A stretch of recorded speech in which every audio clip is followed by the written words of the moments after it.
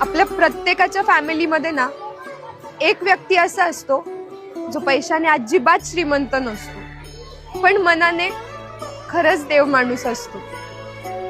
आपण जेव्हा त्यांच्याकडे जातो ना तेव्हा त्यांना असं वाटतं काय करू आणि काय नाही. खरंच देवाने त्या व्यक्तीला इतकं सुखी ठेवावं ना, इतकी श्रीमंती द्यावी ना जेवढं त्यांचं मन आहे.